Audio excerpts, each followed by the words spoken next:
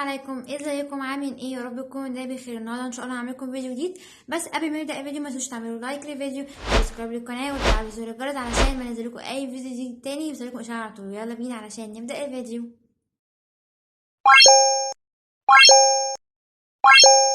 الفيديو بتاع النهارده هنتكلم عن فرق what is the difference between ايه الفرق ما بين 3 كلمات، 3 صفات كده، تمام؟ 3 adjectives.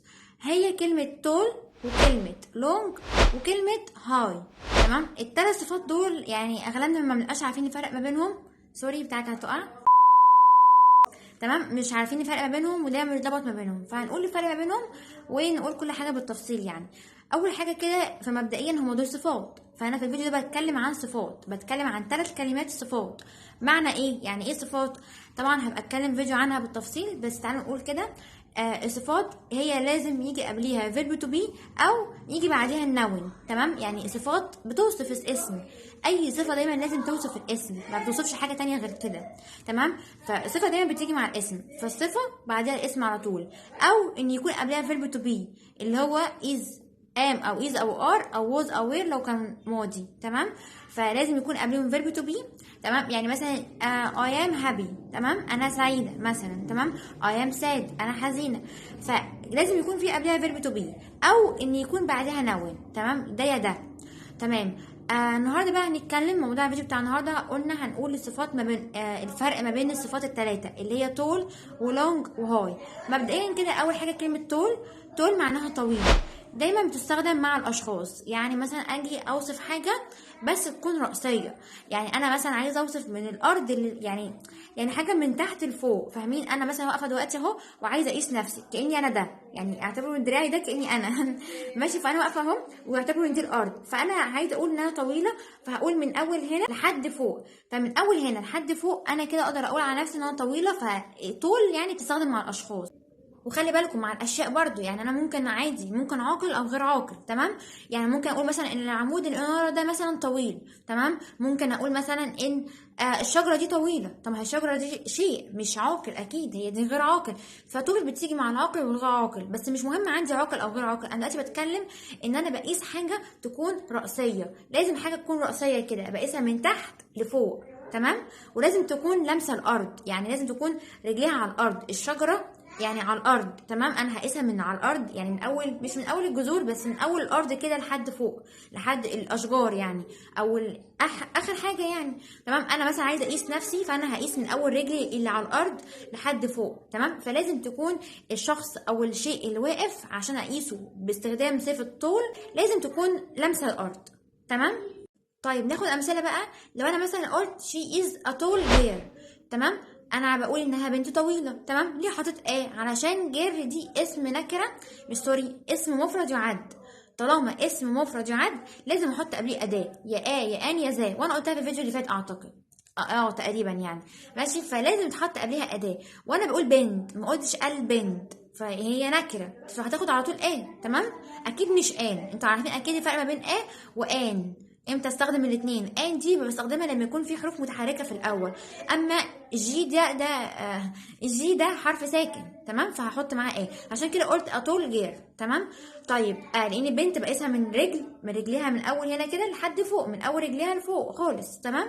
فحاجه رأسيه يبقى طول على طول، ولازم تكون الحاجه الرأسيه دي لامسه للارض. طيب فهي اول حاجه كلمه طول بتقيس او بتستخدم مع البيبولز اشخاص، وبتستخدم مع التريز اشجار، وبتستخدم مع البيلدينجز يعني المباني. يعني انا عايزه مثلا اقيس طول مبنى، فانا عايزه اقول مش هقيس، انا عايزه اقول مثلا المبنى ده طويل، فاستخدم معاه كلمه طول عادي جدا. تاورز كمان، الابراج. فاي حاجه رأسيه استخدم فيها طول عادي، اي حاجه عموديه، بس شرط اساسي لازم تكون لامسه للارض، يعني لازم تكون الارض اهي وهي فوقيها على طول، مش مثلا واقفه على حاجه. انتوا فاهمين؟ فعشان الفرق ما بين طول وهاي بقى هيقابلنا دلوقتي. طيب ممكن اقول مثلا how tall are you، يعني كم يبلغ طولك، او طولك قد ايه، يعني انت قد ايه، يعني طولك قد ايه. فده مثال معروف، يعني ده اكيد كلنا بنقوله how old are you، how tall قصدي how tall are you.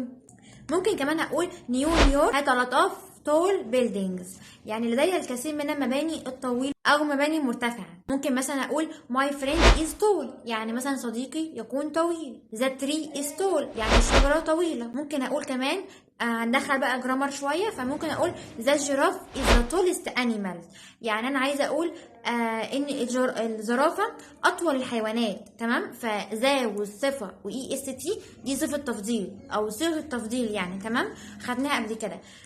بس فجراف اللي هو الزرافة يعني بقيسها من طول، يعني من رجل لفوق، من رجليها أكيد أو من تحت لفوق، بقيسها عمودية، يعني حاجة عمودية أو رأسية، يبقى على طول أستخدم معاها كلمة طول. بس كده. يلا بينا نروح على الكلمة التانية وهي كلمة لونج. كلمة لونج بقى بتستخدم مع ايه؟ الحاجة الأفقية. تمام، طول مع الحاجة الرأسية أو العمودية، أما لونج مع الحاجة دايما الأفقية. زي أبسط مثال أو أكتر أمثلة بتيجي الستريت، الشارع. أنا مثلا عايزة أقول إن الشارع ده طويل جدا، فأنا أقول a long street. تمام، مش هينفع أقول أكيد a tall street، يعني حتى هتحسوا كده مش لايقة، صح؟ فهي دايما ستريت بيجي معاها لونج. كمان بتستخدم مع المدة الزمنية، يعني التايم. تمام، استنى ابينها لكم. ماشي، التايم. خد بقى امثله. لو انا مثلا قلت the street is very long I have to take a taxi، يعني انا عايزه اقول ان الشارع ده طويل جدا، فانا يجب علي او ينبغي او المفروض. تمام، have to يعني زي must كده. تمام، خدناها قبل كده برضو زي should والكلام ده، فهبقى اقول برضو الفرق ما بينهم.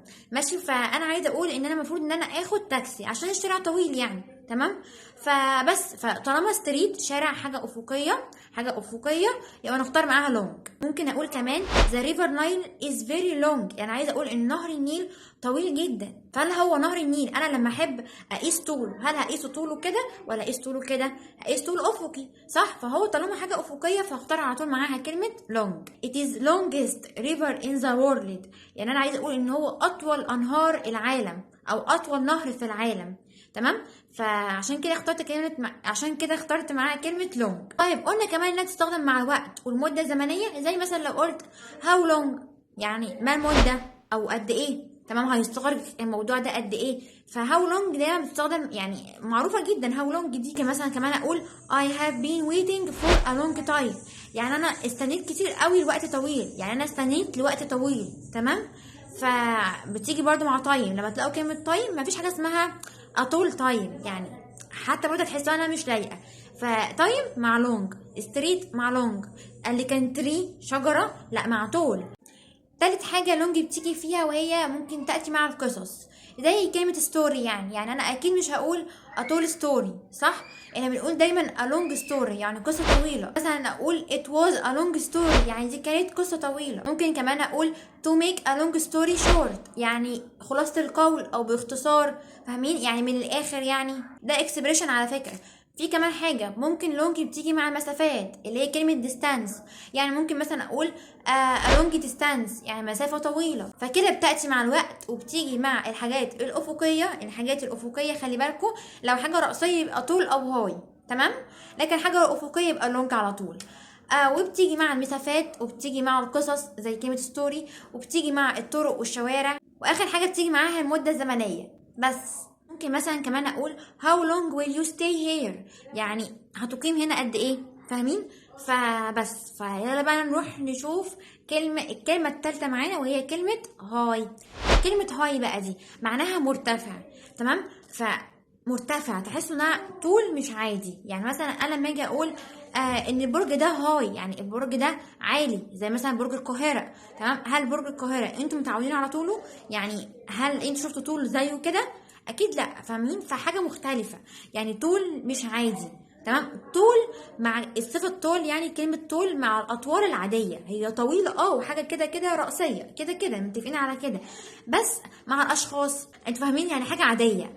لكن لما اجي مثلا اقول ان الاهرامات، فعايز اقول الاهرامات مرتفعه فاقول هاي. تمام، عايز اقول مثلا البرج ده عالي، برج باريس مثلا، اللي هو اسمه ايه ده؟ باريس، اسمه باريس صح. برج الايفل، سوري، برج الايفل. برج الايفل في باريس قصدي.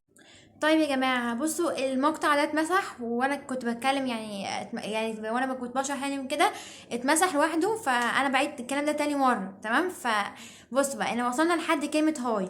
كلمة هاي معناها عالي او مرتفع. تمام، هي adjective طبعا. ايه الفرق ما بينها وما بين طول؟ اصل هاي بتيجي برضو مع الحاجات العمودية والحاجات الرأسية. تمام، ايه الفرق ما بين هاي وما بين كلمة طول؟ هاي دايما بتكون معناها ارتفاع اي حاجة عن سطح الارض، اي حاجة مرتفعة عن سطح الارض ينفع اقول عليها هاي، بس بشرط ان هاي دايما بتيجي مع الارتفاعات الغير عادية. يعني مثلا مع الابراج، ممكن مثلا تاور اقول عليه هاي، مثلا زي برج ايفل اللي موجود في باريس، فاقول عليه هاي لان هو عالي، هو مش مجرد طويل بس، لا ده عالي ومرتفع. تمام، طويل اوفر يعني، فاهمين؟ الاهرامات برضو، اي حاجة يعني طولها غريب. تمام، طولها طويل قوي قوي قوي، مش متعودين عليه او مش متكرر كتير، فاختار معاها كلمه هاي.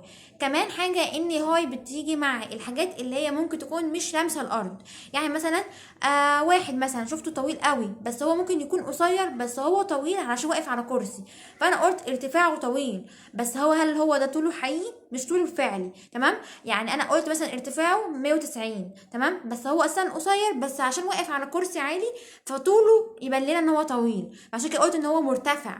فاهمين؟ متخيلين المنظر؟ يعني مهم ان هو رجله مش لامسه الارض، الحاجه دي مش لامسه الارض. اما طول، لازم عشان اختار الصفه دي، لازم اختار كلمه طول، لازم تكون الشخص او الشيء اللي قصادي يكون لامس الارض. تمام، بس ده يعني كان الفرق ما بين كلمة طول وما بين كلمة هاي. لو انا قلت لكم there are many، سوري بتاعي كان هيقع برضه تاني. لو انا قلت لكم there are many high mountains this country، يعني انا عايزه اقول ان يوجد الكثير من الجبال العالية او الجبال الشاهقة او الجبال المرتفعة في هذه الدولة. طب يا جماعة بقى، في حاجة كده نقطة مهمة جدا. لو أنا حابة أسأل عن الطول، أسأل إزاي؟ تمام، هاو. فأنا لو حابة أسأل عن الطول في الدرس ده، عايزة أسأل عن الطول، هو طوله قد إيه؟ فأنا أسأل إزاي؟ بصوا، عندي طريقتين في السؤال، طريقة بأداة استفهام هاو، أو طريقة بأداة استفهام وات. تمام، فدي بيجي بعدها حاجه ودي بيجي بعدها حاجه، يعني دي غير دي. تمام، فعايزه اقول لكم برضو ان الكلام اللي هيتقال دلوقتي ده مهم جدا جدا جدا جدا جدا، وبتاع ثانويه عامه، يعني الكلام ده كله في ثانويه عامه. بصوا بقى، كلمه نسيت كلمة عشان احب اسأل عن الطول، عندي طريقتين، يا اما استخدم اداة وات، يا اما استخدم اداة هاو. لو هستخدم هاو، فلازم لازم لازم يجي بعدها adjective، لازم يجي الصفة. طب ايه هي الصفات؟ ما هو اللي بقول عليهم، يعني يا اما طول يا اما هاي يا اما لونج، ما هم دول adjective اصلا، فهقول وقتها هاو لونج، هاو هاي، هاو طول. تمام، لو عايزه اسال بقى باداه وات، لازم يجي بعديها النون من الصفات دي. فاهمين؟ يعني لو انا عايزه استخدم اداه وات، لازم احط بعديها اسم. طب انا هجيب الاسم منين؟ ما هو هقول لكم برده في الفيديو ده. عشان اجيب الاسماء من الصفات اللي انا لسه قايلها لكم دي، واحده واحده بقى. هنا عندنا 3 صفات، عندنا طول ولونج وهاي. اول حاجه كلمه هاي دي adjective، لو انا عايزه اجيب منها الاسم، عايزه اقول ارتفاع، هي هاي هنا معناها عالي او مرتفع. انا بقى لو عايزه اقول ارتفاع، عايزه اجيب الاسم، فانا هقول هايت. تمام، طيب وفي كمان كلمه اسمها هاينس. هاينس يعني السمو او العلو. تمام، يعني دي adjective برضو. لو انا قلت هاينس مثلا، الحاجه دي هاينس قوي، يعني الحاجه دي سمو قوي، فاهمين؟ يعني عاليه جدا. فدي لو جات لكم مثلا في الترجمه، تمام، جات لكم في القطعه، فكلمه كده يعني ايه، يعني ايه وانا بقول في فيديو يعني ماشي. فمهم يعني، مهم، خلينا ما نطلعش بره الموضوع. لو انا عايزه اجيب الاسماء من الصفات اللي عندي، اول حاجه كلمه هاي، لو انا عايزه اجيب منها الاسم فانا هقول هايت. كلمه لونج، لو انا عايزه اجيب منها الاسم فهقول لينس. لينس يعني الطول. تمام، طبعا بتيجي مع مده زمنيه زي ما قلنا. قلنا ايه؟ فاضل طول بقى. طول لو انا عايزه اجيب منها النون، تفتكروا ايه؟ طولنس ولا طولت؟ مش مفيش، صح؟ مفيش حاجه اسمها كده. فالارتفاع اللي هي كلمه طول، فالاسم من كلمه طول هي ايه نتوقعه؟